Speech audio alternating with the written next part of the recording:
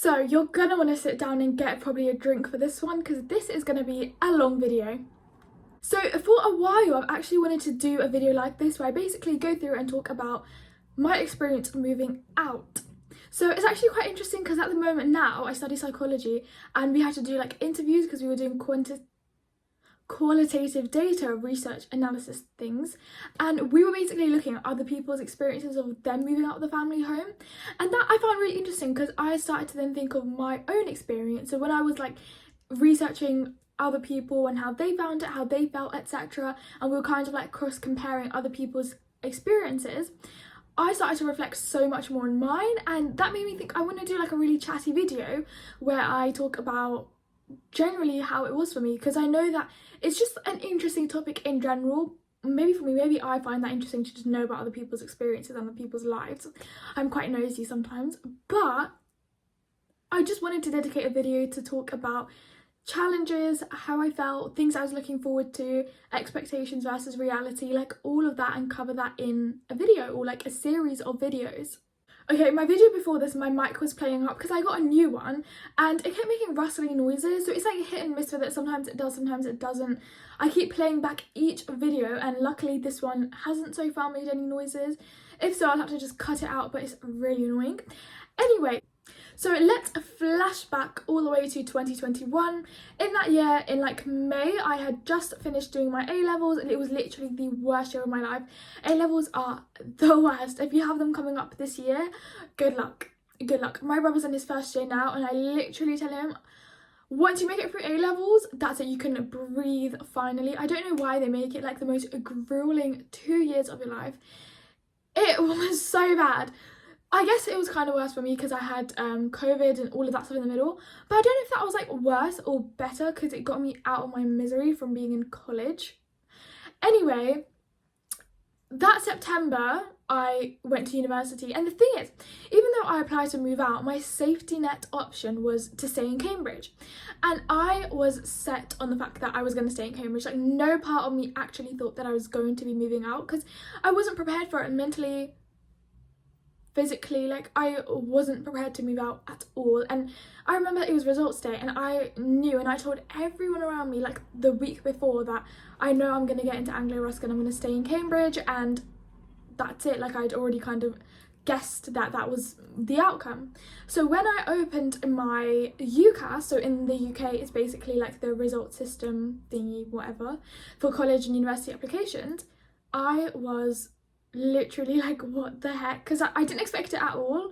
And I think it's because, again, like with COVID, I thought I just wouldn't have good grades, I wouldn't have the grades to actually move out and do what I want to do. And I was so shocked because suddenly it hit me. I was like, now I need to sort out accommodation, student finance, I need to like actually process the fact that I am moving out of this house. Like, me living here, it's not going to be the same anymore once I move out. Like, once I'm out, like, that's it, you know. So that was, I remember the exact feeling. I remember that morning, and it was more like a feeling of surprise.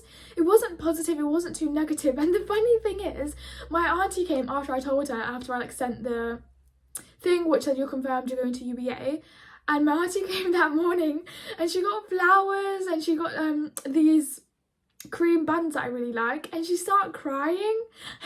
And I still find that so funny. Like, it was so cute, but I just think like it's a little memory which I'm just like, oh, so cute. Yeah, and I think that's when, for me, I was laughing, my mum was laughing, it was funny, but that was when it actually hit me like, oh my god, this, like, the life as it is now is not gonna be the same. And everyone who I've grown up around or who I've always seen, I'm not gonna see them as much anymore. So I feel like it became official once the holiday started and like all my cousins, everyone came round, and it, like, things become official when you like actually address it.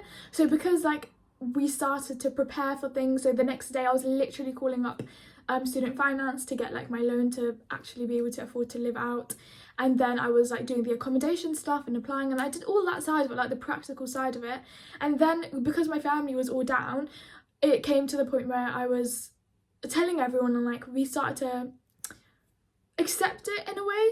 And that's when I started shopping. Shopping was so much fun for me. Any excuse to go shopping, it was fun. I remember like my aunties were like so nice because they bought like different things to like help me to actually afford moving out. So like one of my aunties bought me like what the heck is it called, like a dinner set, and then like other little things, bedding, etc. So that way like it was nice because it helped me to prepare properly to move out. And one of the things that I did, which was super helpful, was I compiled a list of like everything, because I think I'm quite an organized person. Like there's no way I could have moved out without organizing everything first and getting everything done. So one thing I did was I made a list of like everything that I think I would need. I'm gonna do another video where I talk about things that you need and things you actually don't need, because I bought a bunch of crap that I didn't need. And I made the same mistake in second year as well. Like I'm in second year now and I have so much things that I don't need, and it takes up so much space, and I knew I wouldn't need it, but I just like having things and I don't like getting rid of things. But obviously that is another problem for another video. So as soon as I got my results, literally the next day I went with my auntie, a different auntie, I have loads of aunties, and we went and we viewed the campus, and I think that made me feel so, also my room is so disgustingly messy. Ignore this and ignore this. Because obviously if you guys have seen my other videos, I'm selling loads of things on Vinted, and that there is like a crap ton of clothes that I have, and it's just taking up space. Same there, clothes. My room at the moment isn't a room, it's just clothes. Anyway, so we viewed the campus, and after that, like I felt so much better. Like I think it was a few days after I got my acceptance, because then I felt like I was able to find my footing. I didn't really feel anxious because I knew what I was like signing my life away for, and it kind of gave me like, I don't know, like because I knew what to then expect when I actually start in a few months' time, I felt better because then I would feel more like familiar and it wouldn't be so like completely new. So that really helped. I know obviously if you're an international student it's not the same, you can't just go and view it beforehand, but that did make me feel better because straight away I felt like I found my footing already. So now I get this question a lot, especially in my previous videos, where people say like, how come you were allowed to go out? How did you ask your parents to like let you go out and things like that? And the thing is, I literally appreciate how lucky I am, because I know that a lot of people, especially from like a Muslim Bengali family, aren't that privileged to be able to have that opportunity to be able to move out. I think in Cambridge I was like one of the only people to have moved out from uni. And I think like the main reason why I wanted to was because in Cambridge, why can't I speak? So the main reason why I wanted to move out was because in Cambridge there's like a spectrum. So there is the one end of the spectrum with Cambridge University, you know, you have to have the top grades, and then there's the other end of the spectrum with Anglia Ruskin. So if you're a student who's like in the middle, or like I don't know how to put this, above average, I guess, I felt like I didn't really fit in, because I didn't want to go to Anglia Ruskin. There's nothing wrong with it, but I just also wanted to move out. Like I wanted to experience that whole side too. But in terms of just academics, I felt like I didn't fit into either. So my only option was to move out. If I lived in London, it would have been so different. I don't think I would have moved out, because there's like so many options for universities. There are ones all along the spectrum of universities. But when you're living in Cambridge, it's a lot harder. So for me, my option, if I wanted to go to a good uni, was basically pretty much to move out. So my parents, it didn't come as a surprise to them that that was something I wanted to do, because I've always been quite ambitious in that way, and they were like super supportive. Like I didn't have to convince them at all, and my mum was like really pushing for me to go, same with my dad, and they were supportive like throughout. So I am really grateful about that, and there's not much else to say about that section really. And even like in general, my parents have always been like super supportive of anything we want to do that will like better ourselves in terms of like career prospects, or just ways to really improve ourselves, like in terms of like personal growth. They've always been super supportive, and I feel like times have really changed, because back then, especially from like ethnic minority households, moving out would have been like a crazy thing, and especially because they would think that moving out would make your children turn bad or whatever. But I just feel like now times have changed a lot, and I say that, but even then I'm the first person in my family to have moved out. But then again, I think that that is a good thing, so then like all my younger family members, they can think and see that if I did it, so can they. Okay, so now I wanted to talk about the exact day that I moved out. Okay, so I remember this day clearly. It was the first day, I think it was September 16th, I'm pretty sure it was, and it was like a whole mixture of emotions. I was super excited, but at the same time I had this like weird feeling where I was like, oh my gosh, like I'm not going to be living in my parents' house anymore. You know, I've lived here for 18 years and that's it, you know, like I'm not going to be as much as it is still going to always be my home, it's not anymore. And that was like a really strange thing. The reason why on that day I didn't feel it that much is because most of my family came with me to drop me off, so it was like an exciting thing. And it wasn't until they left, like we literally went out, had dinner together after we had dropped off all of my belongings at my accommodation, and then like it was like in the evening that they, you know, we said bye, they all left. Obviously it was emotional, it was really emotional, but it literally wasn't until they had all gone that I was like alone and I was with all my belongings and I was like in this foreign strange place that it really dawned upon me that, oh my gosh, like I am so alone here. And I literally remember that day clearly. I was in my room wiping away my tears, and I can see, like, as I came in, all my housemates together in the kitchen. So then I kept telling myself, like, okay, fix your face and then go down and speak to them because I hadn't met any of them before. So then I kind of like fixed up a little bit and texted my parents, blah blah. I went downstairs and then I was like, hi, I'm Anisa. And then I remember like my first impression of them all, like it's still like ingrained in my head.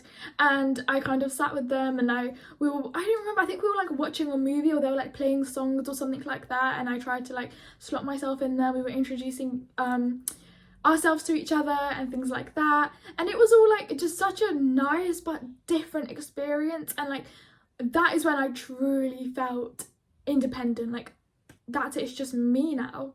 And it was a weird feeling. Like obviously there was homesickness. For me it kind of came in like waves, so like I would be completely fine and then some days I'll be like, oh my god, and I'd FaceTime my aunties and I would just get like emotional. But other days it was better. I think it really took that time, and one thing that I found really helped me was as soon as I kind of made that feel like a home, I felt less homesick because I started to call this place home. And I found that through like making friends or having a good relationship with my flatmates, and like when we had like a good dynamic, coming back to that and that slowly starting to feel like a home made me just feel less homesick. And also just like diverting my mind, things like that, because I think I'm quite outgoing anyway, so the more I was always out, always doing things, especially in like the first few months or first year, I didn't have time to feel homesick. Everyone's experience is so different, but I wouldn't have had mine any other way, especially because I met my best friend through my flat and it was just so nice. And the more that we got closer, the more that I literally would have a withdrawal when I would go back home and it would feel weird.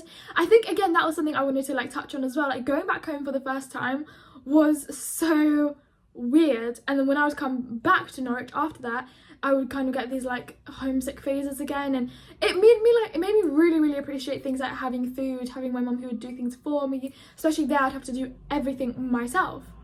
So yeah, it was kind of weird going home, but at the same time, like I did enjoy.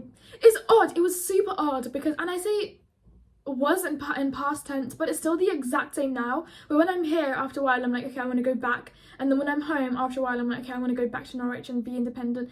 It's strange, and like it's just such a strange thing, but I guess that's life. So I wanted to kind of just talk about challenges. In terms of like emotional challenges, obviously it was hard, especially like the first week, and especially when I had other things on my plate, like personal things and encounters I had with people at uni, things like that, that would just make it made the first week really difficult. But then of course it was so worth it in the end. In terms of like physical challenges, there was some like having to do grocery shopping all by myself and this kind of thing, laundry, sorting all of that out. For first year it was quite bad, but I would collect things up and then take it home because I went back and forth like quite often, more often than I do now. So I like wash all my clothes in Cambridge and then bring my clean clothes back. Now I don't do that because I've got a washing machine here and I've got a dryer, but I know it's different when you're living on the dorms because obviously they've got this rubbish system of the laundry circuit. When it comes to like cooking and stuff, I didn't see that as a challenge because I've always enjoyed cooking, so even now I see it as like a distraction or like a diversion from having to do work. Like, I enjoy it.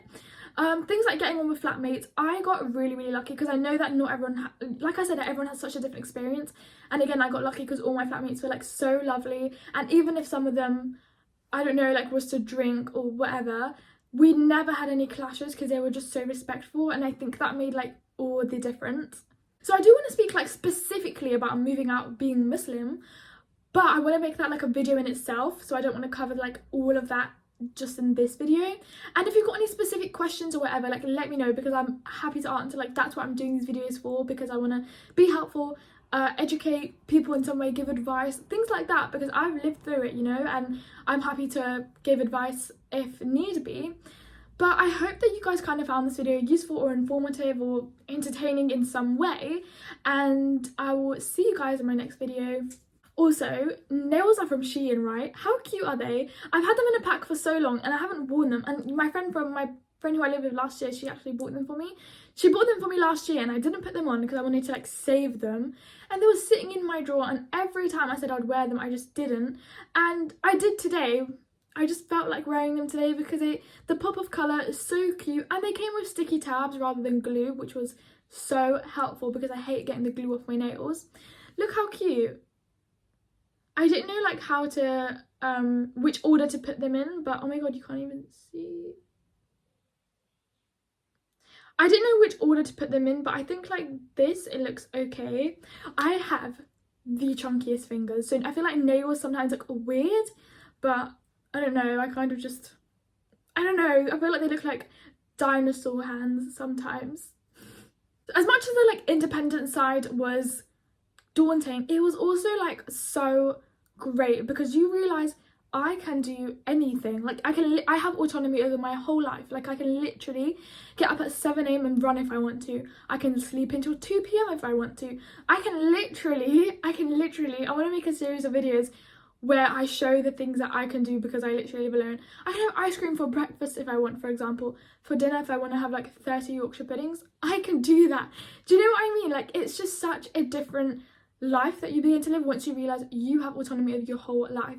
If I want to go to my lectures in my pyjamas, there is nobody to stop me. So I think like it's just such a like feeling once you actually internalise that. Like, I still remember that exact feeling when I was like, oh my god, it's just me. But at the same time, I was like, oh my god, it's just me here. So strange. And like, just living by yourself teaches you so many things. And again, like, I want to make that a whole video in its own. Even things like toothpaste, it lasts me so long now. Or like things like that it's just funny. Or if I eat something, I don't have to think about saving it for someone else. It's just me. But there's so many other things I want to cover, but I think I'll make separate videos to do with it, like what to bring, or again, like expectations versus reality. I feel like I haven't completely covered that in this video, but I want to do like a whole video on that. Another video to do with like things that you don't think about that you should think about, like storage space in the kitchen, maybe advice to do just picking your accommodation. Like, I want to do like a series, like I said. So if there's anything in particular, let me know, especially because I know those of you who are in your second year of A-levels have got this like really big step ahead of you really soon. So that's exciting. That's so exciting. If I could relive first year again, I 100% would. So that's it then for today.